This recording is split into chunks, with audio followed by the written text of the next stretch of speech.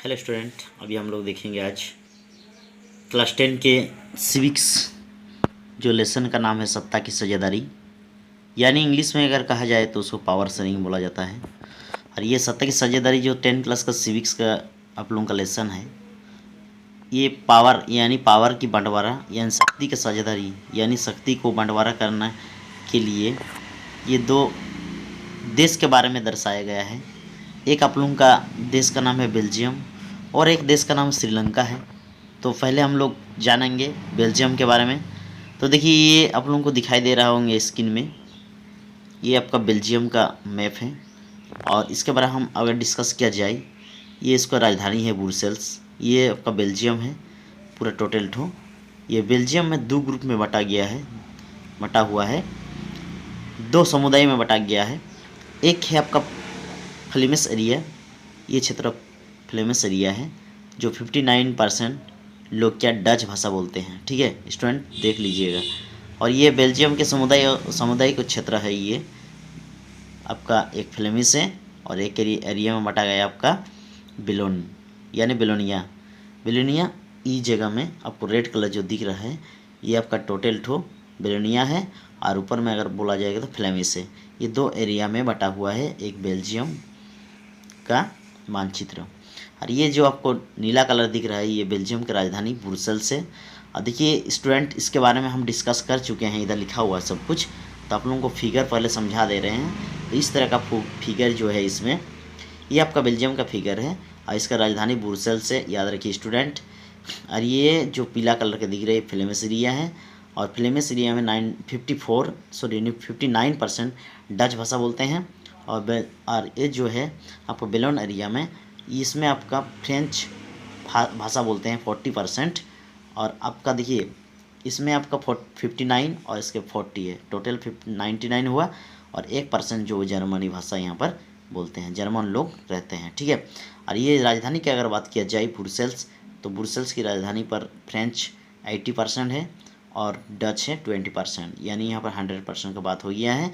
यानी अगर देखा जाए ब्रुसेल्स में सबसे ज़्यादा फ्रेंच भाषा लोग बोलते हैं और आपका डच भाषा 20% बोलते हैं। देखिए स्टूडेंट, मोबाइल की क्वालिटी उतना अच्छे से है नहीं, लेकिन मेरा बात सुनिएगा आप लोग।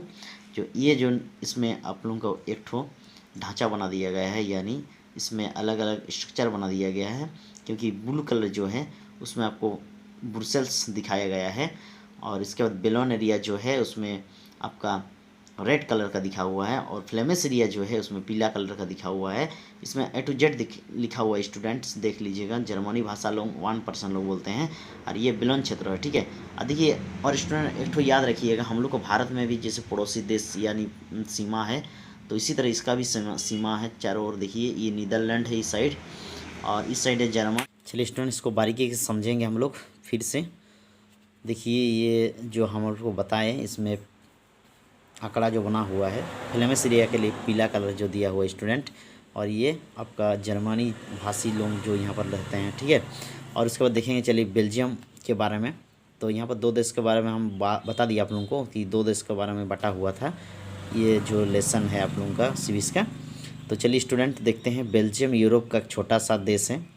ये बेल्जियम क्या है, यूरोप महादेश में एक छोटा सा देश है। ठीक है स्टूडेंट, थोड़ा ध्यान दीजिएगा। यूरोप महादेश, हम लोग जैसे एशिया महादेश में भारत देश है, उसी तरह बेल्जियम यूरोप का एक छोटा सा देश है जो क्षेत्रफल में हमारे हरियाणा राज्य से भी छोटा है। ठीक है। जैसे हम लोग हरियाणा राज्य है उससे भी छोटा है क्षेत्रफल का अगर दृष्टि से बोला जाएगा। ठीक है स्टूडेंट, हरियाणा का राजधानी चंडीगढ़ है।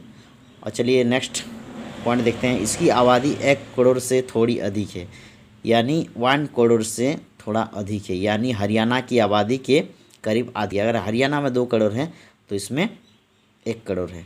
ठीक है स्टूडेंट, समझ गए आप लोग। चलिए देखते हैं नेक्स्ट पॉइंट।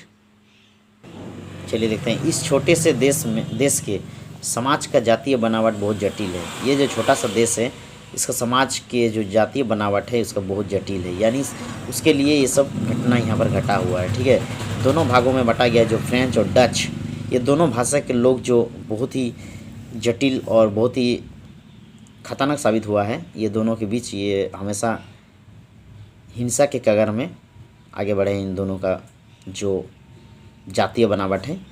देखिए इसका राजधानी ब्रुसेल्स जो है इसका हम फिगर में आप लोगों को दिखा चुके हैं। और देखिए 80% लोग फ्रेंच बोलते हैं और 20% लोग क्या बोलते थे, डच भाषा बोलते थे। देखिए स्टूडेंट, आवाज़ थोड़ा बहुत आ जाएगा क्योंकि रोड के किनारे में हम रहते हैं। इसकी सीमा है नीदरलैंड, फ्रांस, जर्मन, लक्समबर्ग, ठीक है। ये सीमाएँ लगता है, जैसे भारत में पाकिस्तान, अफगानिस्तान लगता है, उसी तरह ये इसका सीमा भी लगता है नीदरलैंड, फ्रांस, जर्मनी, लक्समबर्ग, ठीक है। थोड़ा सा दिखा दे रहे हैं आपको फिगर में, तो चलिए फिगर में दिखाते हैं। देखिए ये नीदरलैंड आपका सीमा है, इस साइड जाएंगे तो बॉर्डर है, आपका देश मिलेगा नीदरलैंड, इसमें जर्मनी मिलेगा आपको, इसके लक्समबर्ग मिलेगा।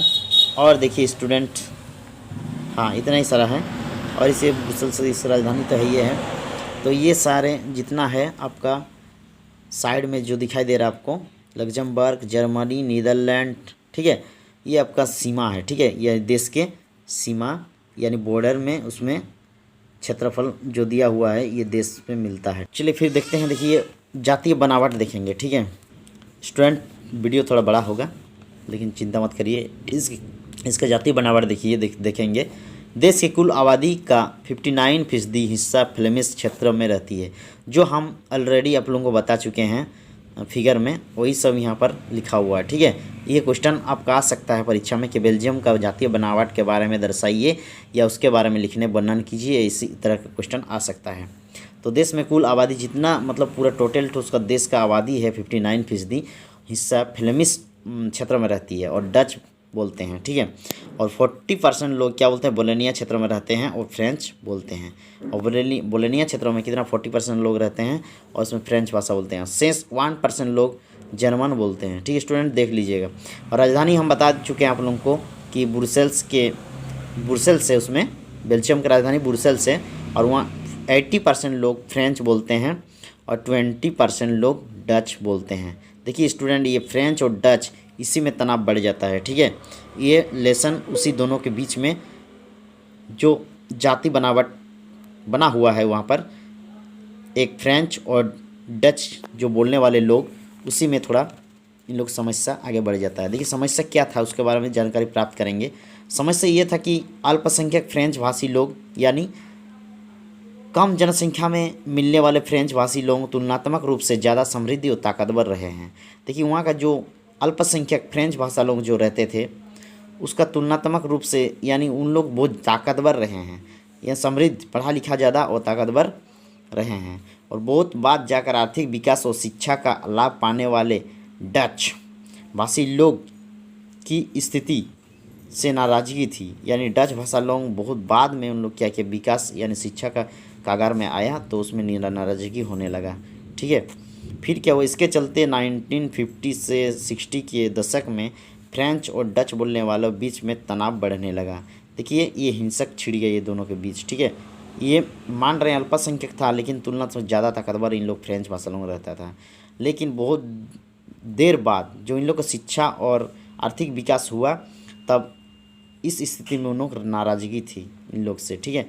फिर इसके चलते एक दशक यानी 50 से 60 के बीच फ्रेंच और डच बोलने वाला जो भी भाषा ये समूह था, उन लोग के बीच में तनाव बढ़ने लगा। स्टूडेंट, बड़ा होगा थोड़ा वीडियो, आप लोग नेक्स्ट वीडियो में फिर चलेंगे।